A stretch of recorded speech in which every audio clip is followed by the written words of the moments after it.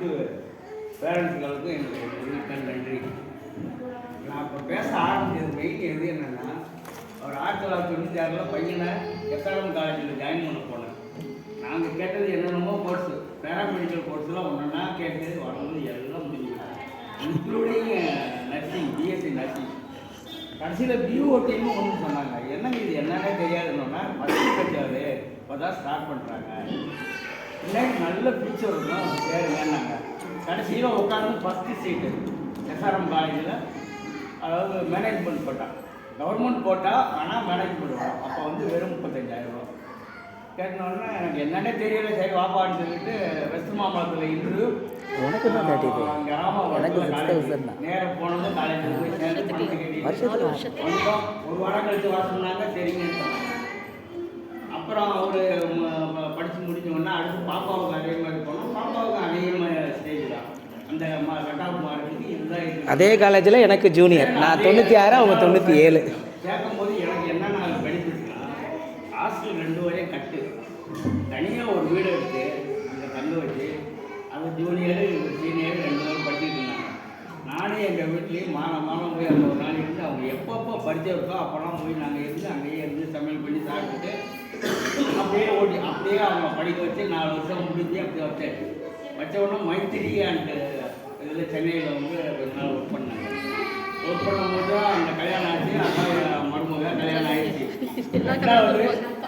ரெண்டாவது வந்து பாப்பா வந்து சரவணகுமார் இருந்தாங்களா, அவர் மருமகள், அந்த கல்யாணம் அதுவும் முடிச்சிச்சு. இருக்கும் போது அவங்க டைரெக்டாகவே வேறு மாதிரி வந்தாங்க. இங்கே நம்ம ஸ்பேசிக் சொசைட்டி ஆஃப் இந்தியா டிசி இதில் வந்து வர வருது. செந்தில் திரும்ப அதே ஸ்பேசிக்கில் ஒர்க் பண்ணாங்க. திரும்ப வந்து தனியாக வந்து எஸ்ஆர்எம் காலேஜில் கொஞ்ச நாள் ஒர்க் பண்ணாங்க. திரும்ப என்ன செஞ்சோம், ராமலிங்க நேரம் ஒரு கிளினிக் வச்சோம். வச்சிருந்தோன்னா அப்போ ரொம்ப நாள் ஆசை என்கிட்ட சொன்னாங்க, நம்ம தனியாக நடத்தி மக்களுக்கு சேவை செய்யணும்னு இந்த இடத்த வாங்கணும். வாங்கி கொடுத்து அப்போவே பிளான் பண்ணிட்டேன். ஃபுல் பிளானிங் நான் தான். மாடியில் வீடு, கீழே கிளினிக். இன்னும் இந்த சைடு ஃபுல்லாக வந்து குழந்தைங்க விளையாடுற பார்க்கிங் அது இதெல்லாம் இது ஒரு இடம். அந்த கடைசி வரைக்கும் நம்ம இடம் தான். இன்னும் ஒரு 2 வருஷத்துக்குலாம் அதையே டெவலப் பண்ணி இன்னும் நம்ம என்னென்ன செய்ய முடியுமோ அதெல்லாம் பண்ணலாம் அப்படின்னு சொல்லி ஆசை. எனக்கும் வயசு இப்போ 75 ஆயிடுச்சு. இப்போ பிஎஸ்சியில் ரிட்டையர்டு 2012. இப்போ சரி ஏதாவது ஒன்று பண்ணுவோம். இப்போ அசோசியேஷன்லாம் எதாவது பண்ணிட்டு இந்த ரோடு இதெல்லாம் போட்டு பண்ணி கூட இப்போ அடுத்து என்னை கூப்பிட்டுக்கிட்டே இருக்காங்க. 2 மணிக்கு விளையாட்டு ப்ரோக்ராம் 26 வச்சுருக்கோம். போல போட்டி, விளையாட்டு போட்டி எல்லாம் அது ஆட்டுக்கு அங்கே கமிட்டி ஃபார்ம் பண்ணி நீங்கள் பாருங்கப்பா, நான் 2 மணிக்கு வரேன். அதான் மேடம்கிட்ட கேட்டேன், ரொம்ப அர்ஜென்ட் ஆகிடுச்சுன்னா க்ளோஸ் பண்ணிக்கலாமான்ட்டு. பரவாயில்லன்ட்டாங்க. அதனால் அவங்களுக்கு ரொம்ப இது சிஎம்ஓ நம்ம சார் அவரையும் கூப்பிடலாம்.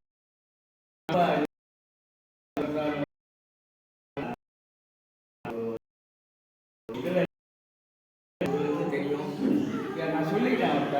அதே மாதிரி அவங்க சைக்காட்ரிக் மேடமும் அவங்களும் தெரியும், அவங்ககிட்டையும் சொல்லிட்டோம். சொன்னோன்னா பரவாயில்ல நீங்கள் நடத்துங்க, பின்னாடி ஏதாவது ஒரு ப்ரோக்ராம் இருந்துச்சுன்னா வரலான்ட்டு.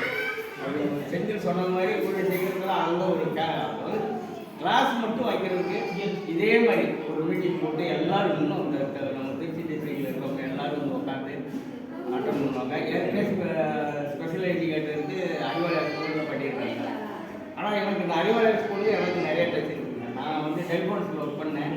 15 வயசு முடிஞ்ச ஒன்று பசங்க பூராமே அறிவாலயத்துலேருந்து எங்கிட்ட வேலைக்கு அனுப்பிச்சிருக்காங்க. நான் டெலிஃபோன்ஸில் இருக்கிறதுனால டெலிஃபோன் க்ளீன் பண்ணுறது அவ்வளோ சின்சியராக வேலை பார்ப்பாங்க. அந்த 15 வயசுக்கு மேலே ஒரு பையங்க சொல்லி அனுப்பிச்சா அவ்வளோதான். ஒரு ஆள் சொல்லுவார், ஒரு இதுக்கு வந்து ஒரு 2 ட்ராப் சென்ட்டு தான் போடணும் ஃபோனில். அவன்கிட்ட வந்து இல்லை நான் சார்ட்ட சொல்லிக்கிறேன், இன்னும் ஒரு ட்ராப் போடணும் போடணும். ஆனால் சாதாரண நாள்லாம் போட்டுருவாங்க. அந்த பையன் சொல்லுவார், எங்கள் சார் எங்கள் பாஸ் கருப்பையா, அவர் சார் சொன்னார் அவர் ஃபோன் பண்ணி சொல்லுங்க அப்படின்னு. அவ்வளோ சின்சியராக இருக்கும். எனக்கு ரொம்ப பிடிக்கும். அந்த என்கிட்ட 20 பையன் வேலை பார்த்தாங்க. 20 பேருக்கு வந்து சுற்றி போகணும் சார், 4:30 மணிக்கு வரேன் சார், காலையில் வந்தாங்க சார், குமாரி சார். உண்மையிலே அடுத்தது ஒன்றே ஒன்று மட்டும்தான். பாப்பா இதில் போய் சிறகுகளில் போய் நான் ஒரு 2-3 ஃபங்க்ஷன் அட்டன் பண்ணேன். இப்போ தஞ்சாவூர் கலெக்டர் வந்து வந்தார். வந்து 2 இது சொன்னாங்க. ஃபஸ்ட்டு இந்த ஸ்கூலுக்கு டீச்சராக இருக்கா, இல்லை ஒன்றும் செய்ய மாட்டான், விளாட மாட்டான், விளாடுவான். டீச்சராக இருக்க பேரண்ட்ஸ்க்கு நன்றி சொல்லணும். ஏன்னா அவங்க இந்த இதுக்கு படிக்க வச்சிருக்காங்க அப்படின்னா அப்புறம் யார் என் மகளோ என் மகனோ அதை நடத்துறதுக்கு இது ஒரு சொன்னார். அவங்களுக்கு வந்து ரொம்ப நன்றி சொல்லணும்.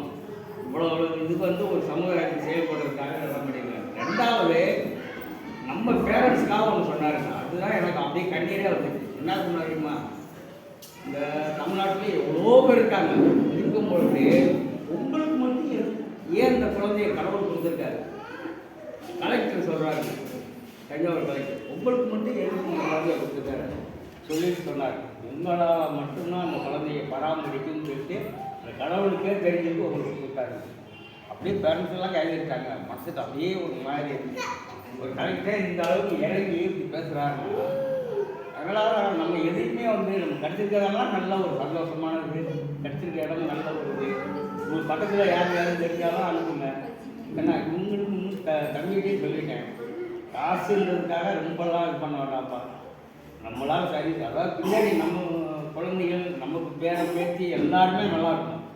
இந்த சந்ததிகள் இது பண்ணுறதுக்கு நம்மளால் முடிஞ்ச அளவுக்கு ஓரளவு சமுதாயத்துக்கு எதாவது செய்யணும். நான் கூட அங்கே இங்கிட்டுலாம் போகும்போது வீட்டில் சொல்லுவாங்க, ஏங்க இந்த வயசில் போய் இப்படியெல்லாம் அலையிறீங்க. நான் எதுவுமே கவலைப்பட மாட்டேன். நம்ம வந்து முடிஞ்சளால் நம்ம மக்களுக்கு எதாவது செய்வோம் அப்படின்னு. அதே மாதிரி கட்சி கிச்சி அரசியல் ஜாதி மூலம் இதெல்லாம் உருவாகணும். இதெல்லாம் கஷ்டப்படுறவங்களுக்கு எதாவது பண்ணுவோன்ற மாதிரி இது ரொம்ப மனசுக்குள்ளே இருந்துச்சு. அதனால் எல்லாத்துக்கும் சொல்லணும். அந்த டாக்டர் வந்துட்டு அதுக்காக சொன்னாங்க. அங்கெல்லாம் பர்சனலாக போய் ஒரு நேரம் பேச முடியாது. அதுக்கு ரொம்ப நன்றி மேடம். சாரியே சொல்லுங்கள்.